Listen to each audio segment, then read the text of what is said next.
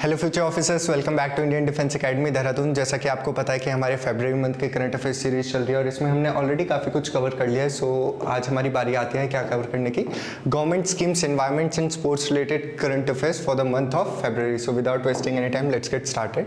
तो हमने क्या किया कि गवर्नमेंट स्कीम्स को हमने नेशनल न्यूज़ कर दिया है, तो बात एक ही है, ठीक है, ज़्यादा फर्क नहीं है। अच्छा, हमने बात करी थी एरो इंडिया में हमने काफ़ी सारी चीज़ें देखी थी। हमने क्या देखा था, सूरज ड्रोन था, ठीक है, ये जो हमारा फर्स्ट सोलर पावर ड्रोन था, ठीक है, ये चीज़ देखी थी। और हमने एक और बात करी थी कि एरो इंडिया कहाँ पे हुआ था, हमारे बेंगलुरु में हुआ था, तो ये बहुत ज़्यादा इंपॉर्टेंट हो जाता है। नेक्स्ट आता है हमारा क्या कि इसकी थीम क्या थी। थीम से रिलेटेड बहुत सारे क्वेश्चन आते हैं, तो इसकी थीम थी the run away to a billion opportunities. तो थीम से रिलेटेड बहुत इंपॉर्टेंट है, इसके चांसेस बहुत ज़्यादा है आने के। तो ये देख रहे हो आप, Modi ji, Aero India 2023 the runway to billion opportunities. ये 13 से 17 फरवरी तक चला था, कहाँ पे, बेंगलुरु में। और एयरफोर्स स्टेशन येलहंका था, ठीक है, कर्नाटक में, आपको ये पता होना चाहिए। अच्छा, यहाँ पे एक दिख रहा है लोगो, ये किसका लोगो है, ये है G20 का लोगो। G20 का जो 2022 वाला समिट था वो कहाँ पे हुआ था, बाली, इंडोनेशिया में, ठीक है। और 2023 कहाँ पे होगा, ये होगा इंडिया में होगा। थीम क्या है, वासुदेवम कुटुंबकम,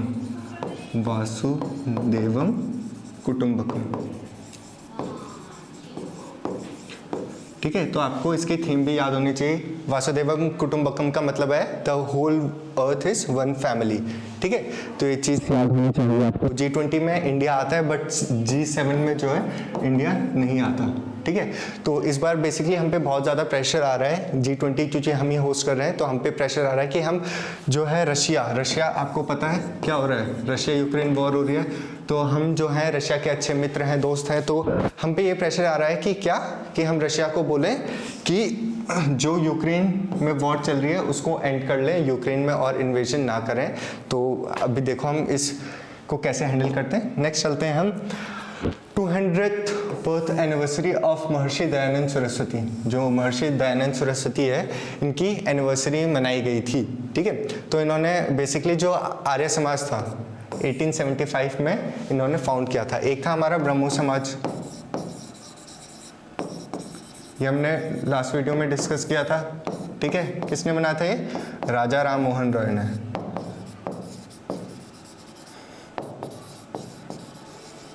ठीक है। तो इनसे रिलेटेड बहुत बार क्वेश्चन आ जाते हैं, ठीक है।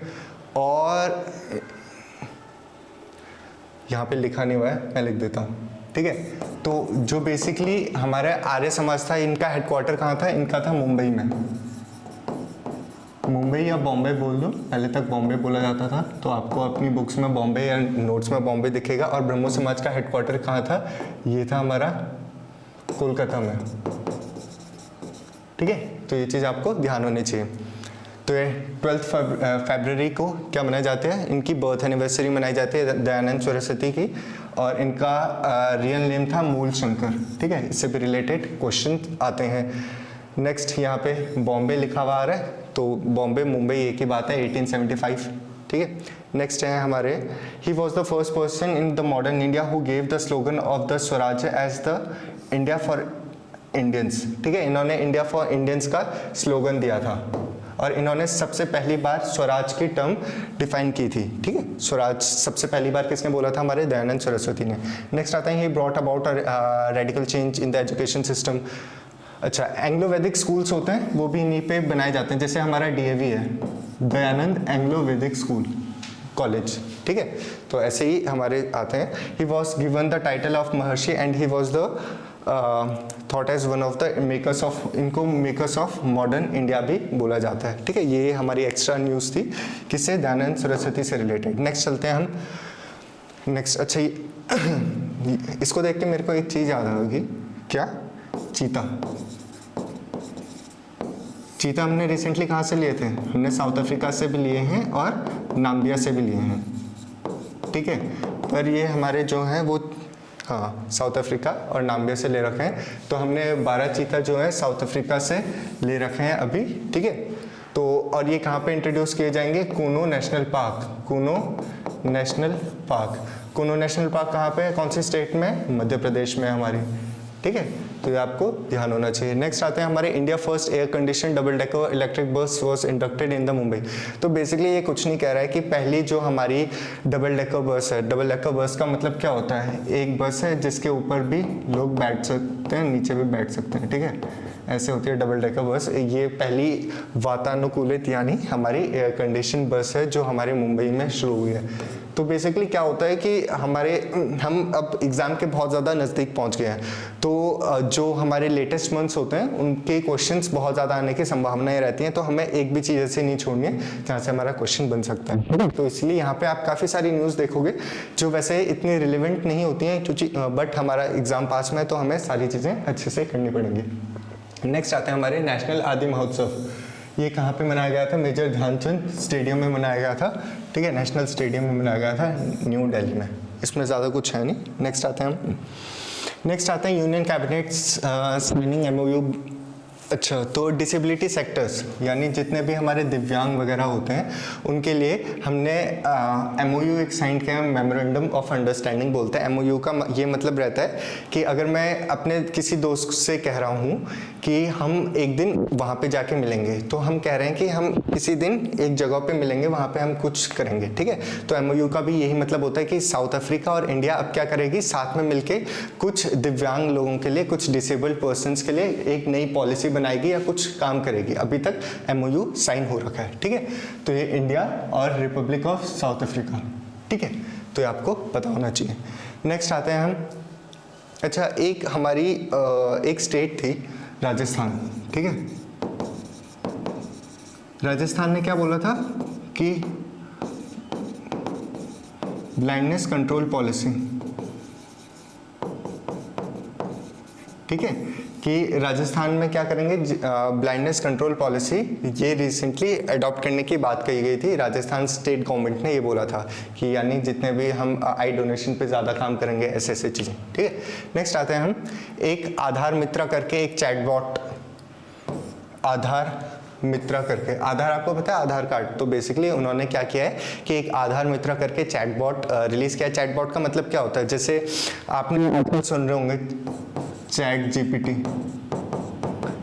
ये एक हमारा चैटबॉट ही है, एआई चैटबॉट है, आर्टिफिशियल इंटेलिजेंस। मतलब इसमें हम कुछ भी बात करेंगे वो हमें रिप्लाई दे देगा, ठीक है। कंप्यूटराइज्ड रिप्लाई होता है, वो कोई पर्सन नहीं बैठ के कर रहा है, वो हमें कंप्यूटर रिप्लाई दे रहा है। तो वैसे ही हमारी क्वेरीज को सॉल्व करने के लिए क्या किया है हमारे ये क्या किया, आधार मित्र करके एक चैटबॉट रिलीज किया है, जिसमें हमें कोई भी क्वेरी हो तो हम उसमें मैसेज कर सकते हैं और वहां से हमें उसका रिप्लाई आ जाएगा, ठीक है। और चैट जीपीटी हमारा क्या है, ये भी एक हमारा चैटबॉट है, एआई। ये किसने डेवलप किया है, ओपन एआई एक कंपनी है, उसने डेवलप किया है। फिर एक हमारा आता है बार्ड जो है, ये भी एक हमारा चैटबॉट ही है, चैटबॉट है, जो किसने डेवलप किया, हमारा गूगल ने। तो आपको ये पता होना चाहिए।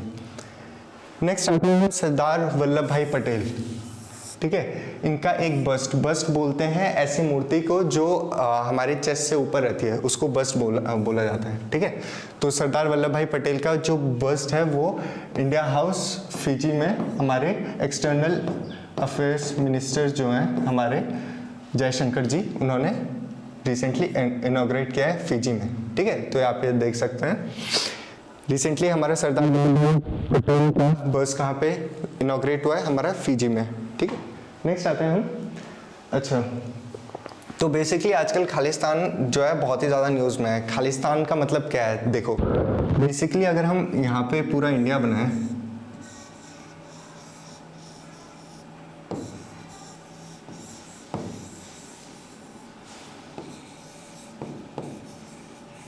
ठीक है, बेसिकली हमारा थोड़ा बहुत इंडिया ऐसे ही दिखेगा। तो हम बनाएं तो आपको ये पता है पहले तक जो था हमारा पाकिस्तान, यहाँ पे आता है हमारा पाकिस्तान, दूसरा कलर ले लेते हैं,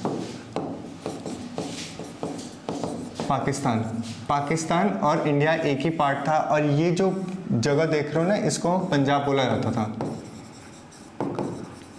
ठीक है, ये पंजाब प्रोविंस यानी पंजाब एक पूरी स्टेट हुआ करती थी। तो क्या हुआ कि इंडिपेंडेंस के बाद 1947 के बाद यहाँ पे कुछ लोग थे, उन्होंने कहा कि हमें एक अपना नया राष्ट्र चाहिए जिसका नाम बोला था उन्होंने खालिस्तान चाहिए। ठीक है, तो खालिस्तान एक सिखों की डिमांड है जो कहते हैं कि हमें एक नया राष्ट्र चाहिए जो सिर्फ सिखों के लिए हो। तो इससे रिलेटेड आजकल बहुत सारी न्यूज़ चल रही है। तो जो भी इससे एसोसिएटेड हमारे लोग हैं उनको गिरफ्तार किया जा रहा है, जैसे आप अभी आजकल न्यूज़ में देख ही रहे होंगे, या फिर अभी आपने सुना होगा जो हमारे यूके में, यूनाइटेड किंगडम में इंडिया की एम्बेसी है, वहाँ पे एक तिरंगा था, उसको खालिस्तानियों ने नीचे कर लिया था। ठीक है, और ऐसा ही हमारे यूएसए में भी देखा जा रहा है। ठीक है, तो बेसिकली ये जो है आजकल बहुत ज़्यादा न्यूज़ में, तो हो सकता है क्वेश्चन आने के चांसेस बढ़ जाएं।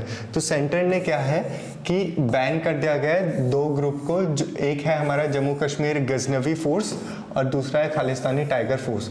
तो ये बेसिकली क्या कर रहे थे, ये ऐसे ग्रुप्स थे जो इंडिया में रेडिकलाइजेशन फैला रहे थे, रूढ़िवादिता फैला रहे थे, यानी लोगों को भटका रहे थे अपने कॉज के लिए। ठीक है, तो इसीलिए हमारे सेंटर गवर्नमेंट ने इनको बैन कर लिया। नेक्स्ट आते हैं हमारे बारिसु कन्नड़ा दिन दीवाना कल्चरल फेस्टिवल है, ये दिल्ली में मनाया गया था। बस आपको ये पता होना चाहिए और ज़्यादा कुछ न्यूज़ नहीं आने के चांसेस हैं इसमें। ठीक है, एनवायरनमेंट से रिलेटेड न्यूज़। एनवायरनमेंट से रिलेटेड न्यूज़ हमारी सबसे पहले आती है वाइट ट्रफल रॉयल बटरफ्लाई। ठीक है, ये एक टाइप की रेयर बटरफ्लाई स्पीशीज़ है जो कहाँ पे रिसेंटली देखी गई, केरला में देखी गई। ठीक है, एक नई टाइप की स्पीशीज़ की बटरफ्लाई कहाँ देखी गई, हमारी केरला में देखी गई।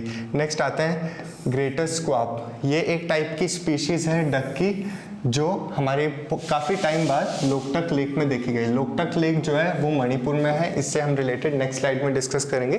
ठीक है, बहुत बार क्वेश्चन आते हैं और ये बेसिकली 90 साल बाद ये डक की स्पीशीज देखी, इसीलिए बहुत ज़्यादा इंपॉर्टेंट हो जाता है। नेक्स्ट आता है हमारे यूनियन मिनिस्टर जो हैं भूपेंद्र यादव, उन्होंने सेव वेटलैंड्स कैंपेन लॉन्च किया है गोवा में।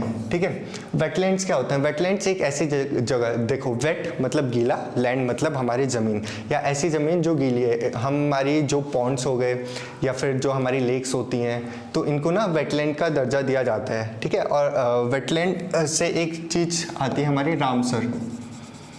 ये बहुत बार क्वेश्चन है, रामसर कन्वेंशन जो है इनमें से कौन सी चीज़ों से रिलेटेड है। ठीक है, तो आपका आंसर होना चाहिए वेटलैंड से रिलेटेड। रामसर कन्वेंशन बेसिकली एक जगह है ईरान में रामसर नाम की। ठीक है, तो वहाँ पे बहुत सारे कंट्रीज इकट्ठा हुई, इन्होंने कहा कि हमें जितने भी वर्ल्ड में वेटलैंड है इनको सेव करना चाहिए। तो बेसिकली इसीलिए रामसर कन्वेंशन जो है हमारा वेटलैंड से रिलेटेड है और सेव वेटलैंड कैंपेन जो है गोवा में हमारा शुरू किया गया। ओके, नेक्स्ट आते हैं हमारे पेरू। पेरू एक क्या है, साउथ अमेरिका का देश है, साउथ अमेरिका का देश है। अच्छा, पेरू में जो है एक तो पहली बात वहाँ पे लिथियम बहुत पाया जाता है। लिथियम से एक चीज़ याद आई, ठीक है, लिथियम जो है अभी अभी जम्मू एंड कश्मीर में बहुत ज़्यादा लिथियम पाया गया है। तो आपको ये पता होना चाहिए कि रिसेंटली कौन से यूनियन टेरिटरी या स्टेट में हमारा सबसे ज़्यादा लिथियम के रिजर्व्स पाए गए हैं। तो आपका आंसर होना चाहिए जम्मू एंड कश्मीर। ओके, तो ये चीज़ होगी। तो हम बात कर रहे थे पेरू। पेरू जो है वहाँ पे भी लिथियम काफ़ी पाया जाता है। और पेरू से एक क्वेश्चन और पूछता हूँ मैं आपसे, जो वर्ल्ड की लॉन्गेस्ट माउंटेन रेंज है, लॉन्गेस्ट नॉट लार्जेस्ट, वो कहाँ पे है? वो लैटिन अमेरिका में ही है। आप उसका नाम कमेंट सेक्शन में बताना। तो पेरू जो है वहाँ पे सी लायंस एक टाइप के हमारे सी क्रिएचर्स होते हैं जो हमारे पानी में रहते हैं।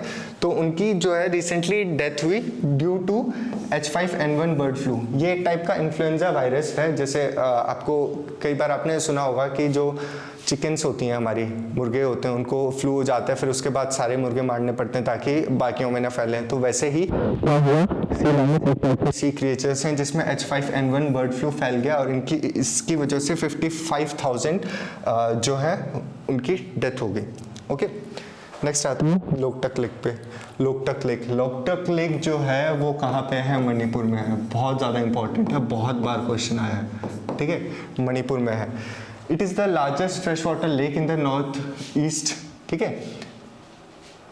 ये एक लार्जेस्ट फ्रेश वाटर लेक है जो नॉर्थ ईस्ट में मिलती है। For starters, Loktak lake is a multiple ring shaped land masses floating around. अच्छा, तो बेसिकली क्या है कि जो हमारी लोकटक लेक है ना, मैं ये मान लेता हूँ लेक है, ठीक है, इसमें ना कुछ कुछ चीज़ें जो है ऐसे गोल गोल में ऐसे तैरती रहती हैं। ठीक है। इनको, इनका नाम बेसिकली है फुमडीज, इनको फुमडीज बोला जाता है, इनको फुमडीज बोला जाता है, ठीक है। हाँ, यही सारी चीज़ें, सम ऑफ द बेस, हाँ ठीक है। तो यही सारी चीज़ें हैं। और यहाँ पे फर्स्ट फ्लोटिंग नेशनल पार्क क्या है? फर्स्ट फ्लोटिंग नेशनल पार्क, ठीक है। आप इसका आंसर जो है कमेंट सेक्शन में बताएंगे। इसी के साथ एक और चीज़ आती है हमारी लार्जेस्ट डेल्टा कौन सा है हमारा? सुंदरबन डेल्टा, सुंदरबन डेल्टा, ठीक है। और सुंदरबन कौन कौन सी दो नदियों से मिलके बनता है हमारे? एक हो गया गंगा, दूसरी होगी हमारी ब्रह्मपुत्र, ठीक है। ये दोनों चीजें होगी। और जो ब्रह्मपुत्र है वहां पे एक माजुली आइलैंड है, माजुली, ये लार्जेस्ट रिवरलाइन आइलैंड है। मतलब एक हमारी जो ब्रह्मपुत्र जब आसाम से होते हुए बांग्लादेश में एंटर करती है तो वहाँ पे इतना बड़ा, मतलब यहाँ पे मानो इतनी चौड़ी जो है वो हमारी ब्रह्मपुत्र है। और यहाँ पे बहुत ही बड़ा एक आइलैंड है, ठीक है। इस आइलैंड का नाम जो है, सबसे बड़ा रिवराइन आइलैंड है माजुली नाम का। तो इसको भी आपको पता होना चाहिए। माजुली आइलैंड जो है कौन सी रिवर पे? ब्रह्मपुत्र रिवर पे। कौन से स्टेट में? आसाम स्टेट में, ओके। ये चीज़ होगी। नेक्स्ट आते हैं हम स्पोर्ट्स से रिलेटेड न्यूज़। स्पोर्ट्स में सबसे पहले आता है, देखो, दीपा कर्माकर, आपको सबने नाम सुना होगा, ठीक है। ये हमारी एक जिमनास्ट है, ठीक है। तो इनको ना 21 मंथ का बैन मिल गया है। क्यों? क्योंकि इन्होंने डोपिंग टेस्ट जो था वो फेल कर गई। और ये किसने लिया था? International testing agency.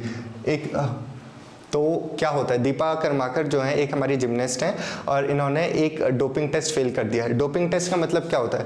बेसिकली जो हमारे एथलीट्स हैं वो क्या करते हैं कि कुछ इंजेक्शंस लेते हैं, कुछ स्टेरॉइड्स लेते हैं जिससे उनकी परफॉर्मेंस जो है वो एनहेंस हो जाती है। वो मानो कि पहले जो, अगर कोई लॉन्ग जंप वाला एथलीट है, ठीक है, वो पहले मानो 10 मीटर की लॉन्ग जंप कर रहा है, अब वो 11 मीटर की करने लगेगा। कुछ थोड़ा एक्स्ट्रा पुश मिल जाता है उन स्टेरॉइड्स की वजह से।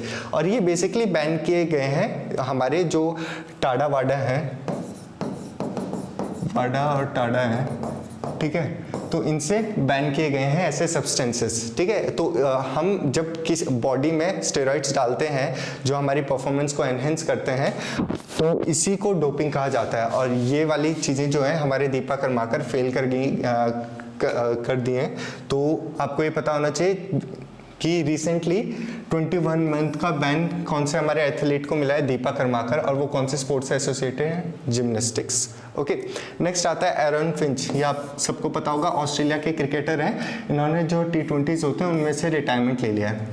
फिर नेक्स्ट आते हैं हमारे फ्रांस के डिफेंडर, फुटबॉल की बात कर रहे हैं, राफेल वर्नाइन, ठीक है। इन्होंने इंटरनेशनल फुटबॉल से रिटायरमेंट ले लिया है। नेक्स्ट आते हैं दोबारा हमारे पाकिस्तान के विकेट कीपर कमरान अकमल, इन्होंने भी रिटायरमेंट ले लिया है।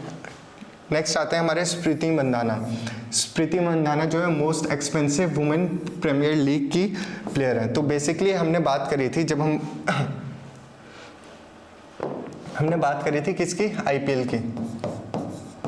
आईपीएल इंडियन प्रीमियर लीग होती है, हर साल होती है, ठीक है। इसमें बेसिकली बहुत अलग अलग टीम है, जैसे मुंबई इंडियंस हो गया, हमारी सीएसके हो गया और हमारे रॉयल चैलेंजर्स बैंगलोर हो गए। तो बहुत सारी अलग अलग टीम्स हैं, इनमें अलग अलग प्लेयर्स खेलते हैं। वैसे ही पहले ये थी मेंस के लिए, ठीक है। अब वुमेन के लिए भी एक आईपीएल बन रहा है, ठीक है। और इसमें जो है सबसे ज़्यादा जो मोस्ट एक्सपेंसिव प्लेयर है वो स्मृति मंदाना है, ठीक है। और जो मेन का आईपीएल था, इसका जब ऑक्शन हो रहा था तो सबसे एक्सपेंसिव प्लेयर कौन थे? सैम करन, ठीक है। ये आपको पता होना चाहिए। और जो आईपीएल को दिखाएगा ना ये वाला, तो बेसिकली 5 वुमेन की टीम है, अभी 5 वुमेन की टीम बन रखी है। और जो आईपीएल दिखाएगा वो रिलायंस की एक कंपनी है, वियाकॉम 18, ठीक है।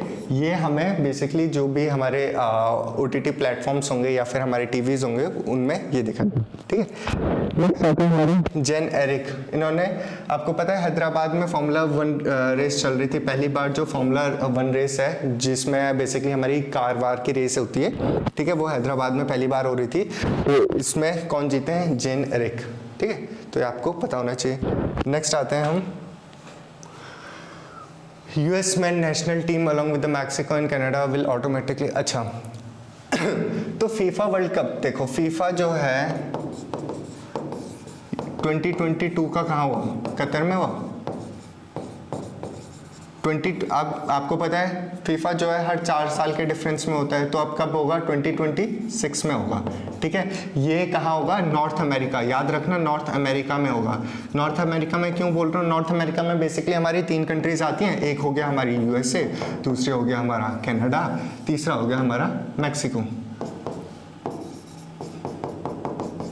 ठीक है। ये तीनों कंट्री मिलके जो है हमारे क्या करेंगे? फीफा वर्ल्ड कप 2026 ऑर्गेनाइज करेगी, ठीक है। और ये एक रूल है फीफा का, जो भी कंट्री अगर होस्ट कर रही है तो उनकी टीम जो है फुटबॉल की टीम ऑटोमेटिकली क्वालिफाई हो जाती है। जैसे 2020 में हमारा क्या था, कतर ने होस्ट किया था, तो कतर की जो फुटबॉल टीम थी वो ऑटोमेटिकली क्वालिफाई हो गई थी for the world cup of FIFA 2022। वैसे ही हमारे फीफा 2026 जब होगा तो उसमें हमारे मैक्सिको, कनाडा और हमारे USA, ठीक है, US, इन तीनों की टीम ऑटोमेटिकली क्वालिफाई होंगी हमारे 2026 फीफा में। तो इसमें हमने क्या सीखा कि एक चीज सीखी, फीफा जो है 2022 का कहा हुआ था, कतर में हुआ था, हर 4 साल के डिफरेंस में हमारा फीफा होता है। नेक्स्ट कब होगा? 26 में होगा। नॉर्थ अमेरिका पूरा होस्ट करेगा, USA, कनाडा, मैक्सिको, और इनकी टीम जो है क्वालिफाइड होंगी। नेक्स्ट आता है हमारा जो विराट कोहली जो है वो वर्ल्ड के 6 प्लेयर बने हैं और फास्टर बैटर बने हैं जिन्होंने 25,000 रन स्कोर कर लिया है, ठीक है। इसमें रॉ फैक्ट्स हैं, ज़्यादा याद करने वाली मतलब समझाने वाली चीज़ें नहीं है। बेन स्टोक्स जो है वो most number of sixes in the history of test cricket, ठीक है, यानी सबसे ज़्यादा जिन्होंने 6 मारे हैं टेस्ट क्रिकेट में वो हमारे बेन स्टोक्स हैं। नेक्स्ट आता है हमारा सौराष्ट्र ने जो है बंगाल को रणजी ट्रॉफी 2022 में हरा दिया है, ठीक है। और ये मैच कहाँ हुआ था? ईडन गार्डन्स, कोलकाता में। तो नेक्स्ट आता है हमारा इंडियन के चेस प्लेयर जो है विघ्नेश NR, ये 80th grand master of India बने, 80th grand master of India. तो जितने रिसेंट होंगे उतने ज़्यादा इंपॉर्टेंट होंगे, उतने ज़्यादा चांसेस बढ़ जाते हैं आपके एग्जाम्स में आने के। ये आप देख रहे हो, Vignesh NR becomes the India's 80th and first grandmaster brother with Vaishali, ठीक है। तो ये है। नेक्स्ट आता है हमारा Indian team T Sen won the bronze medal in the women's 100। देखो ISSF वर्ल्ड कप चल रहा था जिसमें 100 मीटर एयर राइफल जो है एक क्या टूर्नामेंट चल रहा था। कहाँ पे? हमारा इजिप्ट में चल रहा था। इजिप्ट की राजधानी कहाँ है? कैरियो है, तो वहाँ चल रहा था। तो इंडियन टीम टी सेन जो है इन्होंने ब्रॉन्ज मेडल लिया उसमें, ठीक है। नेक्स्ट आता है हमारी सर्जियो रामोस, इन्होंने जो है इंटरनेशनल फुटबॉल से रिटायरमेंट ले लिया है।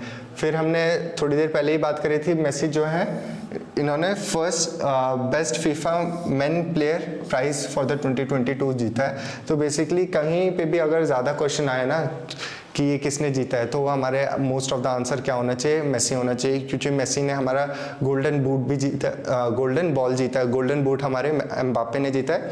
फिर बेस्ट प्लेयर हमारे कौन से हैं? हमारे अभी हमने बात करी मेसी हैं। फिर तीसरी मेसी से न्यूज़ क्या थी कि हाईएस्ट पेड एथलीट है। तक थी हमारी current affairs for the month of February. आपसे मिलता है नेक्स्ट वीडियो में। टिल देन जय हिंद, जय भारत।